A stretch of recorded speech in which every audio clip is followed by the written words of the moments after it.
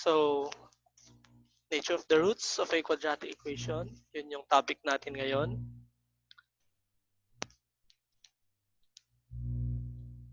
So, para pag-aralan yan, syempre, ang una nating itatakal is yung tinatawag natin na discriminant. So, ano ba yung discriminant? Ito yun. Okay.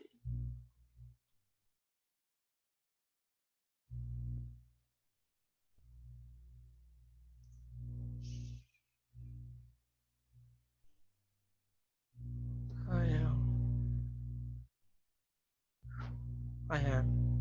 So, discriminant. Kung mapapansin ninyo, ito, makikita nyo yan sa quadratic formula. Ito yung quantity na nasa loob ng radical symbol. So, maalala natin yung x equals negative b plus or minus square root of, ayan, ito yung discriminant natin, b squared minus 4ac, pagpasensyahan nyo na yung sulat, all over, oh my god, 2a. Ayan, rouse din. So, ito yon. Ayan, and yan. I-clear lang natin yan. Okay. So, ang discriminant natin, siyempre, lahat yan nasa real number system.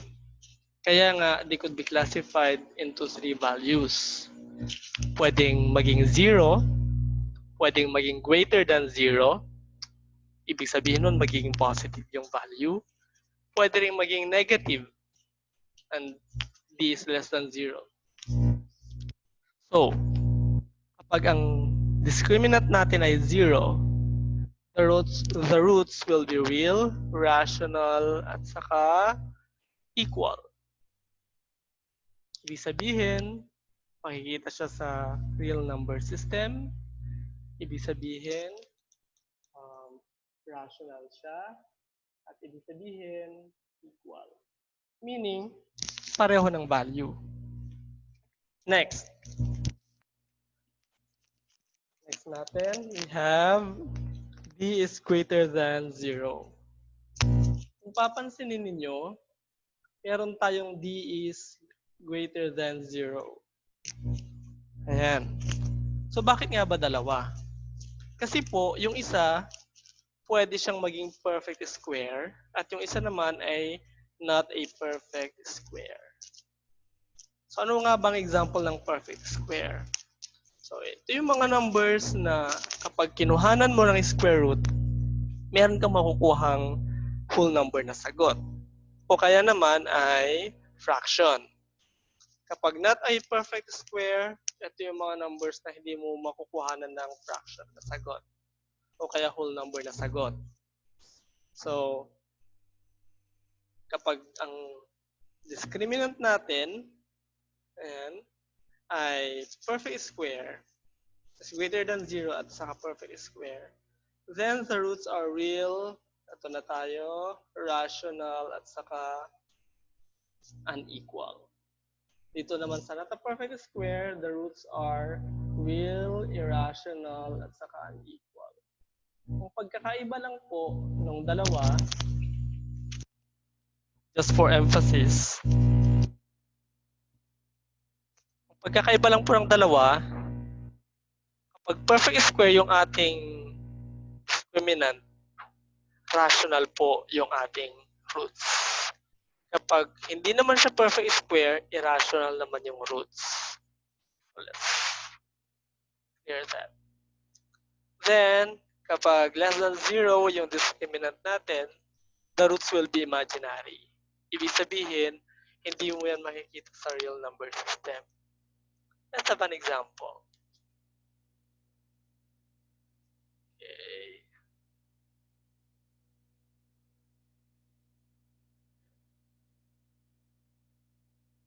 So,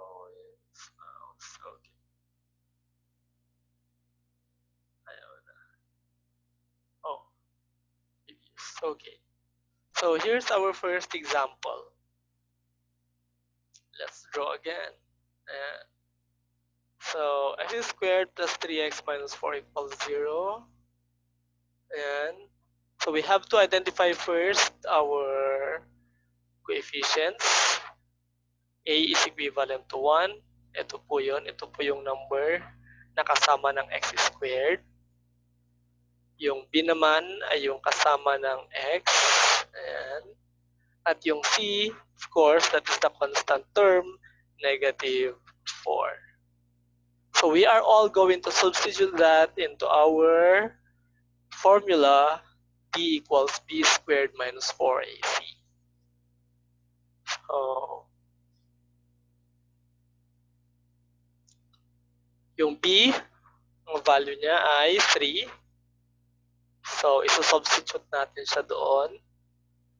So, magiging, ito na yung labas, 3 squared. Yung a, ito siya, a is equivalent to 1. Isusubstitute natin siya dito. So, ito yung lalabas. So, 4 times 1. Ayan. Then we have c. Okay, so c equals negative 4 nandito. Substitute din natin siya dyan. Ito siya. So, let's simplify. 3 squared equals 9. Ayan. So, madali lang yon. Negative 4 times 1 times negative 4. Imumultiply mo yung tatlong yan. Magiging positive 16. Then, 9 plus 16 will be equivalent to 25. Ngayon, positive yan. Kaya-classify natin. So, balikan natin yung ano natin kanina. Yung example na, yung discussion natin kanina. Let's clear that first. Okay. Ayun. So, balikan natin to. Anong sabi natin kanina kapag ang d ay greater than 0? Ayan, itong dalawang yan. It could either be a perfect square or not a perfect square. So, yung 25, alin ba dyan sa dalawa? Perfect square ba siya o hindi? Naturally, pag in-square root mo yung 25, ang sagot ay 5. So, therefore,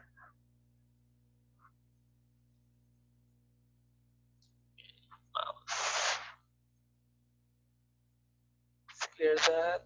And let's go to our next slide.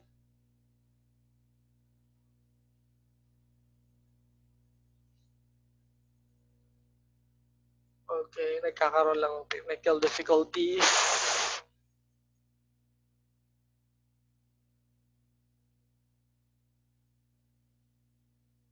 Okay, ayun, balik na sa 25. So, kapag kinuha mo yung square root ng 25, magiging 5 yung sagot. So therefore, dahil perfect square siya, the roots will be real, rational, at saka unequal. Ito yun. Draw.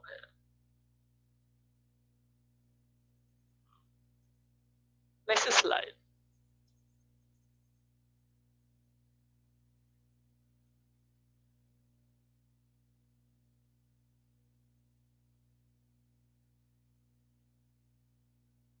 Okay, where's the next slide? Next example. Ayun, example number 2. We have 2a squared minus 4a plus 2 equals 0. So, gaya ng nauna nating ginawa, we have to identify first the values of our A, B, and C. Para mas madaling gamitin ito. Highlighter. Okay. So, pen lang muna. Pen. Okay. So, ang value ng A, yung kasama ng ating a squared. Okay, also a din yung ginamit natin na variable. So, 2 yung numerical coefficient niya. Ang numerical coefficient naman ng a dito is negative 4. So, yun yung value ng b. Yung constant term natin na c is 2, positive. We are going to substitute those values to our formula. So, a equals 2, b is negative, sorry, let's undo that. Oh, Jesus.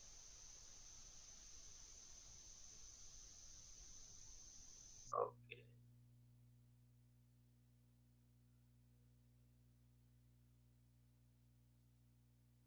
Okay. Nagkamali lang ng ano. So, ayun. A, ayun siya. So, tingnan nyo na lang. B,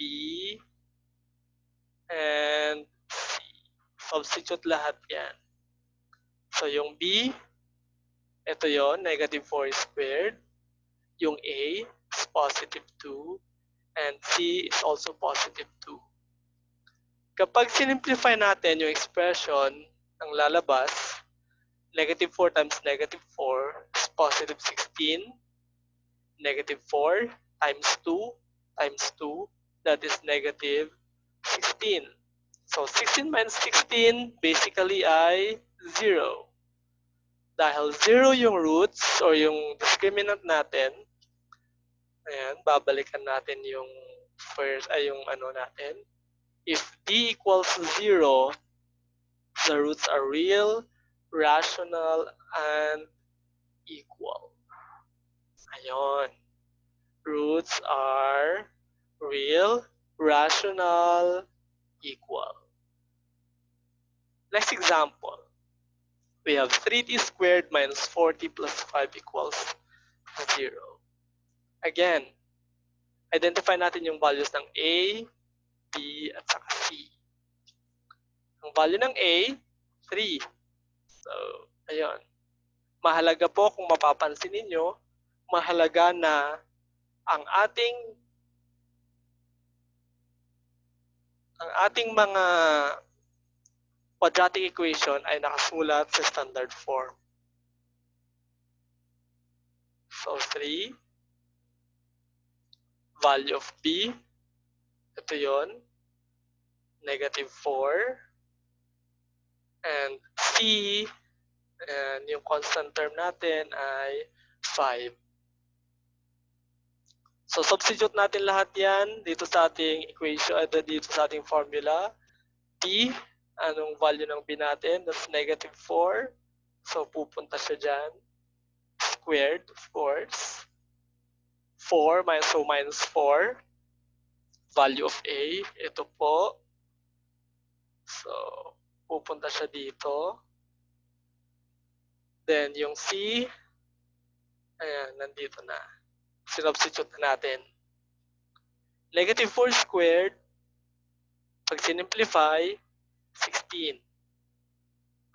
Negative 4 times 3 times 5. So, kung gusto nyo mag-calculator, okay lang. But the answer is negative 60. So, we have 16 minus 60, that's negative 44. Definitely, negative 44 is less than 0, so therefore, the roots are imaginary. So, ayan. That completes our examples and our topic.